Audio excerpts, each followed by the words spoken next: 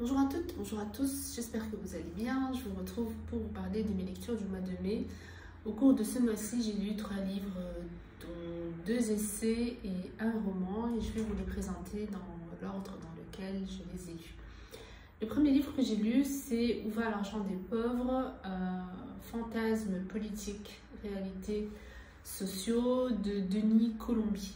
Un livre de sociologie que j'ai découvert grâce à Margarito. Et je pense que pas mal de monde a lu ce livre grâce à elle. C'était une très bonne lecture. C'était ma première lecture sur une thématique de ce genre. Et c'est un livre où la réflexion part chez l'auteur.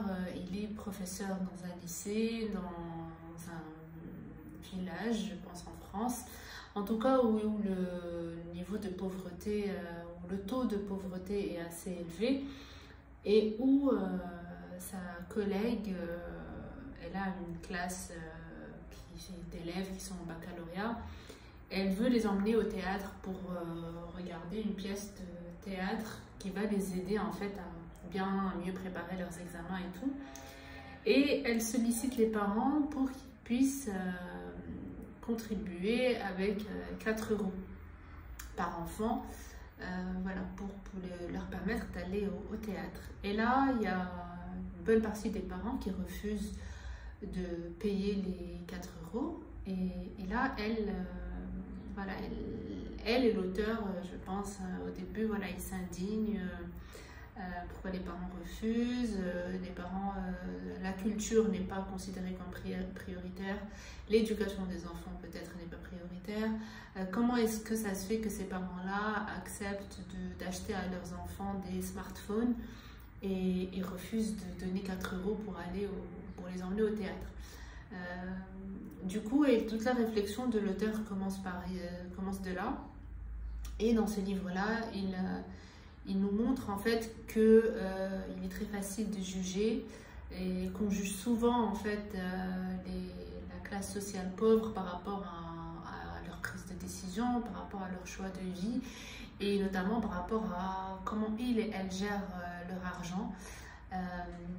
Et lui, il vient en fait expliquer un petit peu ce mécanisme finalement de prise de décision chez les pauvres et d'où le titre « Où va l'argent des pauvres ?» En fait, moi, quand j'avais lu ça au début, j'avais absolument mal compris. Je pensais qu'on allait parler de genre l'argent du peuple, où est-ce que ça va, genre est-ce que le gouvernement utilise bien cet argent sous forme d'impôts, etc. Mais en fait, c'est pas du tout ça.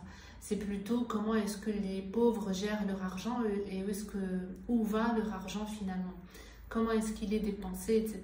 Donc, pour essayer de comprendre leur réalité et voilà. Du coup, c'était très intéressant. C'était très intéressant, franchement, comme lecture. Ça se lit bien, c'est assez facile à lire. Et du coup, il vient nous montrer que, par exemple, il vient nous montrer en fait que ce n'est pas évidemment comme on l'imagine et que probablement si nous étions à leur place, surtout, on allait probablement prendre les mêmes décisions. Des fois, il y avait des réflexions qui étaient assez intéressantes. Par exemple, il dit que c'est quand on a le moins d'argent qu'on décide en fait, par exemple, de se faire le plus plaisir. Et ça, c'est vrai. Des fois, quand on a le moins d'argent, c'est là où tu te dis, bon, allez, je m'en fous. De toute façon, j'ai pas beaucoup d'argent, donc ça sert à rien. En fait, je peux pas économiser. C'est un peu ridicule de dire ça, parce que voilà, ça sert à rien. Et c'est pas le fait d'économiser de toutes petites sommes qui va finalement faire une grande différence. Donc, autant me faire plaisir avec ce que j'ai. Et puis adviendra que pourra, ou alors des fois on se dit ok, je préfère me faire plaisir maintenant et après me serrer la ceinture pendant tout le reste du mois par exemple, alors que c'est quand on a assez d'argent et beaucoup d'argent, c'est là où on commence en fait à plus réfléchir à économiser, à gérer de façon un peu plus optimale 6 sous, etc. Et là, c'est là où ça fait également plus sens en fait. Et ça aussi, j'ai trouvé que c'est vrai. Des fois, quand c'est la fin du mois et tu es au bout du rouleau, c'est là où je te dis, bon allez, on s'en fout, voilà, je sais pas maintenant, genre ça sert à rien d'essayer de bien gérer parce que là c'est déjà raté quoi. Du coup, il parle de ça, il parle des pauvres qu'on accuse souvent de mal éduquer leurs enfants, notamment en leur achetant beaucoup de junk food, en leur faisant consommer plus les écrans plus qu'il ne faudrait. Et il vient encore une fois à expliquer ça. Et d'ailleurs, le livre que j'ai lu par la suite, celui de Fatima Wassak, La puissance des mères, je l'ai lu juste après et je trouvais qu'il se complétait pas mal par rapport à certains points, notamment par rapport à celui-là, parce que Fatima Wassak, dans son livre, elle nous explique que si les parents des classes populaires ou des quartiers populaires préfèrent garder leurs enfants à la maison et les occuper avec les écrans, c'est tout simplement parce que à l'extérieur, il n'y a pas beaucoup de... Les enfants ne sont pas en sécurité. Il y a une certaine violence policière. Les enfants des classes populaires et les jeunes des classes populaires sont plus menacés d'être victimes de violences policières que d'autres. Donc on les garde à la maison et on les occupe. Denis Colombi, il explique que bien qu'il leur achète les smartphones, ça veut clairement dire en fait que ça se fait au détriment d'autres choses. Et si les parents prennent ces décisions-là, c'est pas parce que ce sont de mauvais parents ou qu'ils savent pas gérer leur argent, mais parce qu'ils savent, par exemple, eh bien qu'ils préfèrent, ils n'ont pas envie en fait que leurs enfants souffrent trop de pauvreté, qu'ils soient moqués ou discriminés à l'école parce que voilà, ils sont mal habillés ou qu'ils n'ont pas un smartphone. Donc en fait, c'est d'autres choses qui sont prises en considération. Et je vais faire la transition avec, en fait, et avant de passer à la puissance des mères, à la fin, il parle aussi du revenu universel. Est-ce que ce serait la solution parce qu'en fait, à un moment, il commence bien sûr à réfléchir à comment est-ce qu'on peut, qu'est-ce qu'on peut faire pour... parce que finalement, le problème ici, c'est pas que les pauvres gèrent mal leur argent, mais le problème, c'est que les pauvres n'ont pas d'argent, en fait. C'est ça le problème. Et qu'il pensait, à la fin, du coup, il y avait des réflexions sur qu'est-ce qu'on peut faire justement pour qu'il y ait moins de pauvres, parce que c'est ça en fait la question qu'il faut se poser. Et là, il a abordé la question du revenu universel. Pour ceux et celles qui ne savent pas ce que c'est une notion dont avait parlé un candidat au présidentiel de 2017. Là, je suis pas sûre. Là, je me rappelle plus du nom. Là, je me rappelle plus du nom, mais en tout cas, l'idée, c'est de donner un revenu, même revenu à tout le monde. Que les gens travaillent, qu'ils ne travaillent pas, peu importe, tout le monde, l'État donne un certain revenu, le même montant, à tout le monde. Et du coup, il se posait la question, est-ce que ce serait une solution pour réduire la pauvreté? Parce qu'à un moment, il parle en fait du système français, toutes les allocations qui existent, voilà, tous les mécanismes qui sont faits par le gouvernement pour subvenir en fait aux besoins des pauvres, notamment en leur donnant en fait, parce qu'il a dit plusieurs fois que l'État, justement parce que soi-disant on a peur que les pauvres ne gèrent mal leur argent ou que l'argent qu'on puisse leur donner soit dépensé dans des choses qui ne sont pas genre nécessaires ou vitales ou voilà, de première nécessité, le gouvernement préfère des fois, eh bien, au lieu de leur donner de l'argent, bien leur donner directement de la nourriture ou accès aux soins ou un truc comme ça. Et lui, dans son livre, il arrive plusieurs fois à la conclusion qu'en fait, ce dont ils ont besoin, c'est l'argent.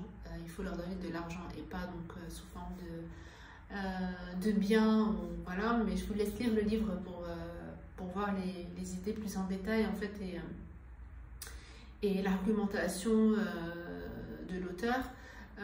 Et quand il parle du revenu universel, moi franchement je trouvais que l'idée était intéressante. J'en entendais beaucoup parler justement il y a 5 ans, mais je m'étais jamais vraiment penchée sur la question. Et là j'ai trouvé l'idée intéressante parce que, comme il a dit, le fait de donner le même revenu à tout le monde, parce que les premières réticences qu'on pourrait avoir, c'est oui, mais si on fait ça, personne ne va travailler. En fait, il nous montre que non, c'est pas vrai. Même si c'est-à-dire on peut se prendre juste un exemple nous-mêmes, si on me donne parce que le montant, ça va être juste, voilà, pour pas mourir de faim, quoi. Donc si on me donne ce montant-là, est-ce que je vais rester chez moi et ne pas avoir envie d'aller travailler ou de gagner plus d'argent? Clairement pas. Donc ça va pas changer.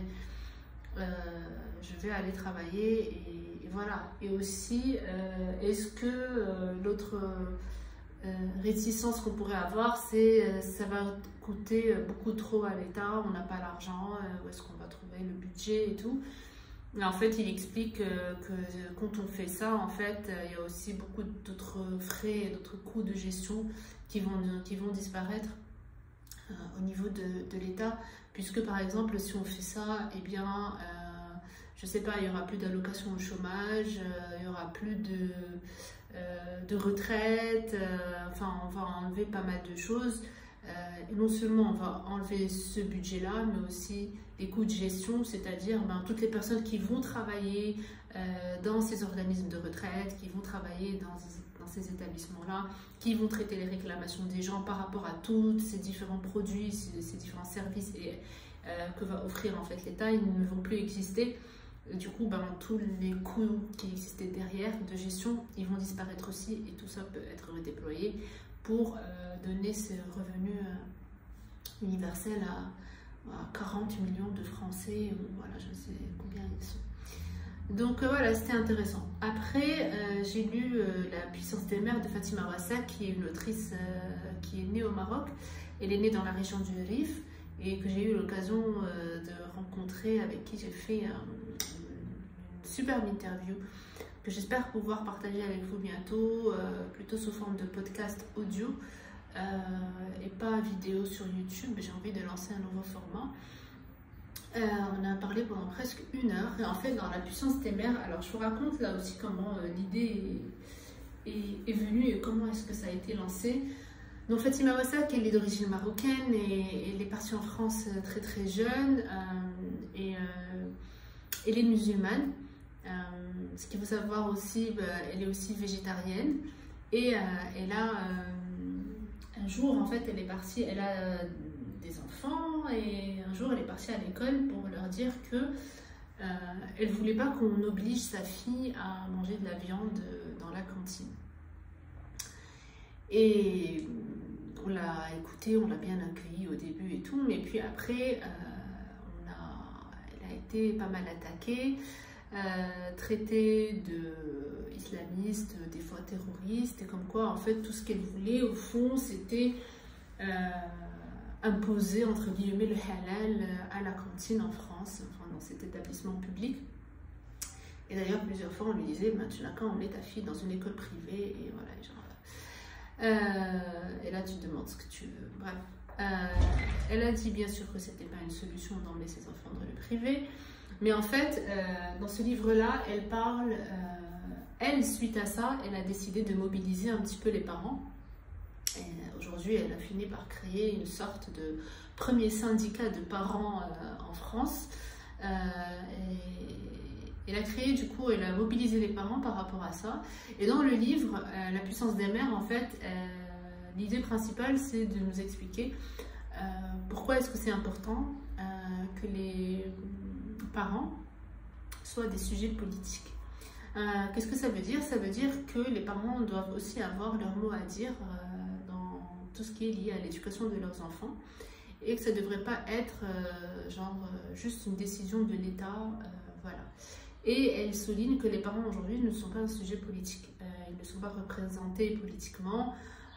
Voilà. Elle insiste sur, elle parle de la puissance des mères, pas des parents. Elle insiste sur les mères. Elle fait la différence entre les mères et les mamans.